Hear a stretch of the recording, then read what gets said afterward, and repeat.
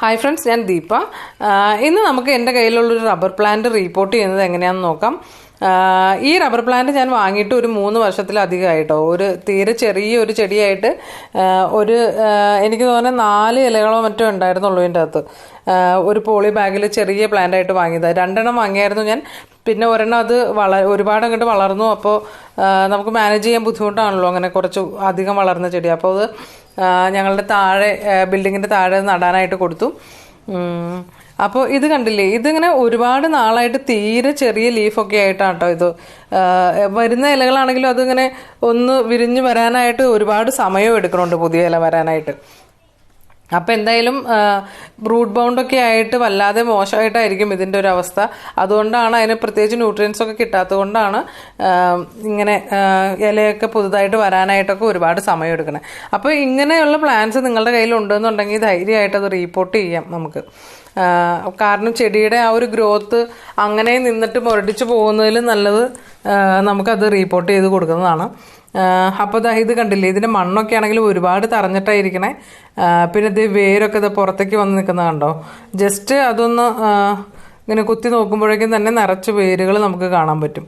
അപ്പോൾ മുകളിൽ വരെ ഇത്രയ്ക്ക് അധികം വേരുണ്ടെന്നുണ്ടെങ്കിൽ താഴെയും ഒരുപാട് വേര് നിറഞ്ഞിരിക്കുകയായിരിക്കും. അപ്പോൾ നമുക്കിത് എങ്ങനെയാണ് ഒന്ന് തുറന്ന് നോക്കാം, റൂട്ടിൻ്റെയൊക്കെ കണ്ടീഷൻ എങ്ങനെയാണെന്നുള്ളത്. ഇതിങ്ങനെ വലിച്ചെടുത്തിട്ടൊന്നും അങ്ങനെ തീരെ വരണില്ല കേട്ടോ. പുറത്തുനിന്ന് കൊട്ടി നോക്കിയിട്ടാണെങ്കിലും പോട്ടിന് കുറച്ച് കട്ടി കൂടുതലുള്ളത് കൊണ്ട് കൈകൊണ്ട് നമുക്ക് ചെയ്യാൻ പറ്റണ്ടായിരുന്നില്ല. അപ്പോൾ പിന്നെ ഒരു ഓപ്ഷൻ എനിക്കുണ്ടായിരുന്നത് ഇത് വെച്ചിട്ട് കൊട്ടലാണ്. എന്തായാലും അത് ചെയ്ത് കഴിഞ്ഞപ്പോൾ പെട്ടെന്ന് തന്നെ അതിങ്ങോട്ട് എടുക്കാൻ കിട്ടിയായിരുന്നു. ഞാൻ ഇപ്പോൾ ഇനിയും നമുക്കൊന്ന് വലിച്ചു നോക്കാം ചെടി. ഇതാ കണ്ടില്ലേ, അങ്ങനെ ചെയ്ത് കഴിഞ്ഞപ്പോൾ നല്ല ഈസി ആയിട്ട് അതങ്ങോട്ട് പറഞ്ഞു പോകുന്നു കേട്ടോ. ഇപ്പം ഈ മണ്ണ് നിങ്ങൾക്ക് കണ്ടാലറിയാം, നന്നായിട്ട് തറഞ്ഞിട്ടാണ് കേട്ടോ അതിരിക്കണമൊക്കെ. അതുപോലെ വേരൊക്കെ നോക്കൂ, ഇതിൻ്റെ അകത്ത് നിറഞ്ഞ്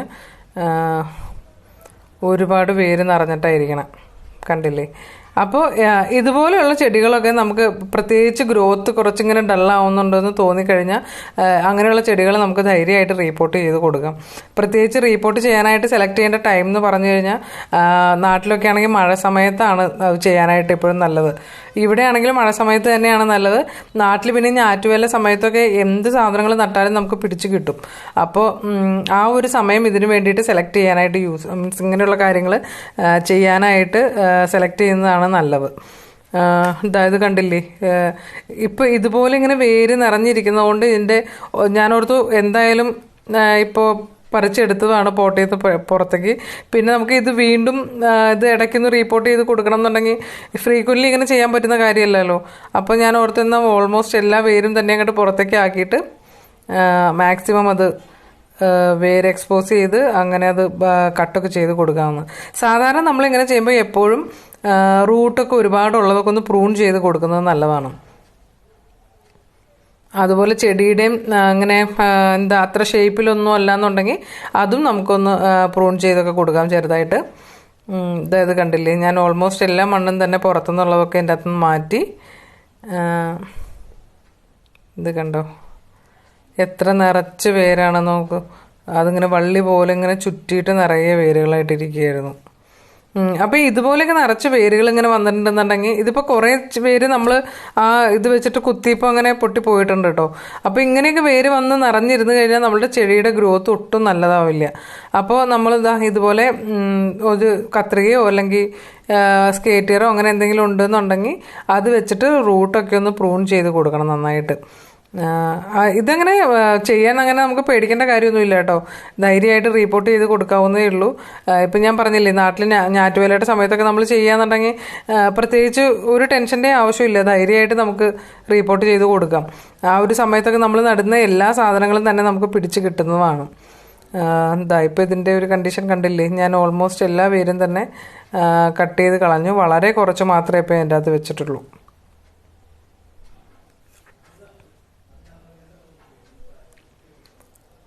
കണ്ടില്ലേ.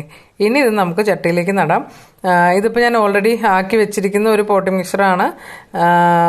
കോക്കോപീറ്റും അതുപോലെ വെർമി കമ്പോസ്റ്റും മണ്ണും കൂടെ ചേർത്തിട്ടുള്ളൊരു മിക്സറാണ്.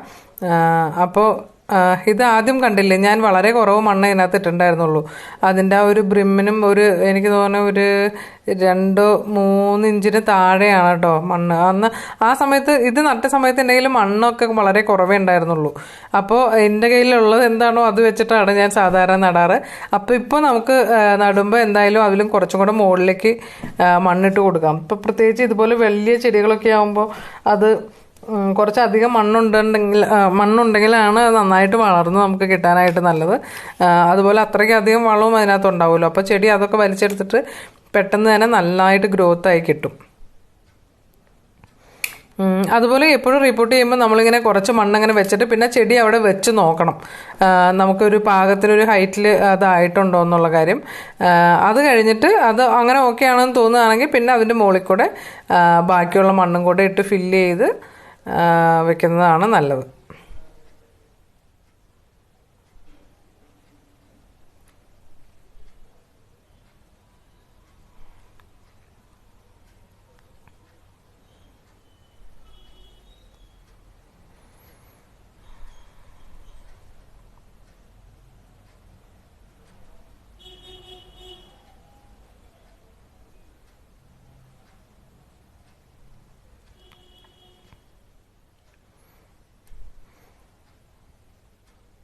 നമ്മളിങ്ങനെ നന്നായിട്ട് മണ്ണിട്ട് കൊടുത്തിട്ട് അതിൻ്റെ സൈഡിലേക്കൊക്കെ മണ്ണ് നന്നായിട്ട് താഴേക്ക് കുത്തി ഇറക്കി വെക്കണം.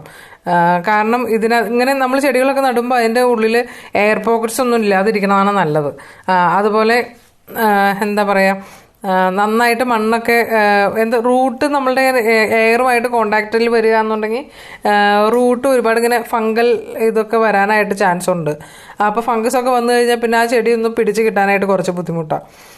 അപ്പോൾ എപ്പോഴും അത് ശ്രദ്ധിക്കണം. ഒരുപാട് മണ്ണ് ശരിക്കും നന്നായിട്ട് കുത്തി ഇറക്കി തന്നെ വെക്കുക, അല്ലാന്നുണ്ടെങ്കിൽ അതിനകത്ത് ഫംഗൽ അറ്റാക്കൊക്കെ ഉണ്ടാവാനായിട്ട് ചാൻസ് ഉണ്ട്. അതുപോലെ എപ്പോഴും നട്ട് കഴിഞ്ഞിട്ട് റീപോർട്ട് ചെയ്ത് കഴിഞ്ഞിട്ടും അതുപോലെ പുതുതായിട്ട് ചെടി നട്ട് കഴിഞ്ഞിട്ടും നന്നായിട്ട് നമ്മൾ അതിനകത്ത് വെള്ളം ഒഴിച്ചു കൊടുക്കണം. വെള്ളം ഒഴിച്ചിട്ട് അത് ഓൾമോസ്റ്റ് പോട്ടിൻ്റെ താഴേന്ന് വെള്ളം വരാൻ പാകത്തിന് തന്നെ വെള്ളം ഒഴിച്ചു കൊടുക്കുന്നതാണ് നല്ലത്. അങ്ങനെ വരുമ്പോൾ പിന്നെ ഒന്ന് മണ്ണും നമുക്കൊന്ന് കുത്തി ഇളക്കി താഴേക്ക് ആക്കാൻ പറ്റുന്നുണ്ടെങ്കിൽ അങ്ങനെ ചെയ്ത് കൊടുത്തു കഴിഞ്ഞാൽ ഇടയ്ക്ക് എന്തെങ്കിലും ഗ്യാപ്പൊക്കെ ഉണ്ടെന്നുണ്ടെങ്കിൽ അതും കൂടി ഒന്ന് ഫില്ലായിട്ട് കിട്ടും കേട്ടോ. അപ്പോൾ ഇത് ഞാൻ പോട്ട് ചെയ്ത് കഴിഞ്ഞ ചെടിയാണ്. അത് നന്നായിട്ടൊന്ന് കഴുകിയൊക്കെ ഒന്ന് വൃത്തിയാക്കി ഭംഗിയാക്കി വെച്ചിട്ടുണ്ട്. അപ്പോൾ ഇപ്പോൾ ഡൽഹിയിലൊക്കെ എന്ന് പറഞ്ഞാൽ ഒരുപാട് പൊടിക്കാറ്റൊക്കെ ഉള്ളതുകൊണ്ട് എപ്പോഴും ഇതുപോലെ വലിയ ലീവ്സ് ഉള്ള ചെടികളൊക്കെ പെട്ടെന്ന് തന്നെ ഇങ്ങനെ ഡസ്റ്റ് വന്ന് നിറയാനായിട്ടൊരു ചാൻസ് ഉണ്ട് കേട്ടോ.